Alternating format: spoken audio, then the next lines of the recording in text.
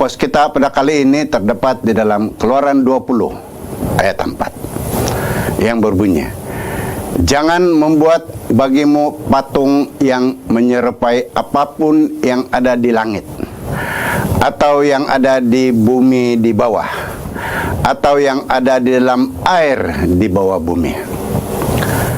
Sedang penonton, ramai orang berpendapat bahwa larangan ini termasuklah gambar-gambar yang digantung pada dinding dalam gereja dan sebagainya.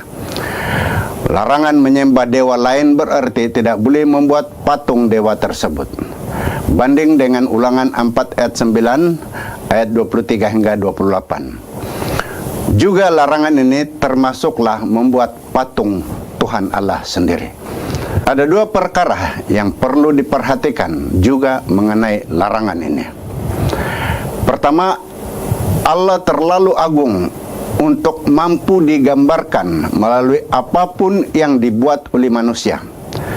Kepada umat yang percaya kepada Kristus, hukum kedua melarang pembuatan patung yang menyerupai Allah atau makhluk lain untuk tujuan memuja, berdoa, atau minta pertolongan rohani dalam apa bentuk sekalipun. Banding dengan Ulangan 4 ayat 15 dan 16. Prinsip di sebalik perintah ini terletak pada teologi mengenai oknum Trinity atau Tritunggal. Sebarang patung ukiran yang merujuk kepada dewa lain adalah dosa di hadapan Tuhan.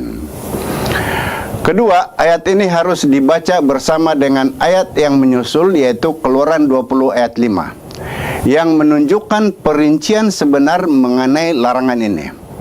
Jangan sujud menyembah atau beribadah kepadanya. Inilah yang membuat patung atau gambar itu menjadi dosa. Namun hal ini tidak bermakna bahwa ayat ini tidak melarang penggunaan bahan ilustrasi atau alat peraga lain. Allah sendiri telah memerintahkan agar patung ukiran malaikat diperbuat daripada emas, ditempatkan di kedua-dua hujung tutup pandamaian yang disimpan di dalam bilik yang maha kudus.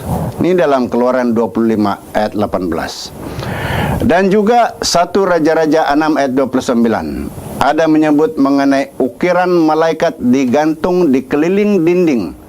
Sementara 1 Raja-Raja 7 ayat 25 pula berbicara mengenai patung lembu jantan yang diperbuat daripada tembaga diletakkan di pekarangan Ka'bah.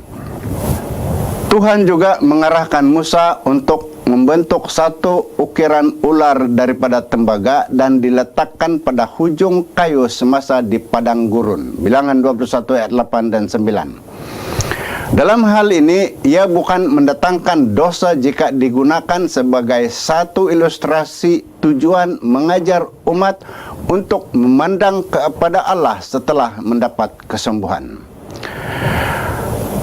Namun 2 Raja-Raja 18 ayat 4 memberitahu kita bahwa patung ular tembaga yang sama ini telah diperintah untuk dimusnahkan apabila ia menjadi satu objek penyembahan dan pemujaan oleh bangsa yang murtad itu.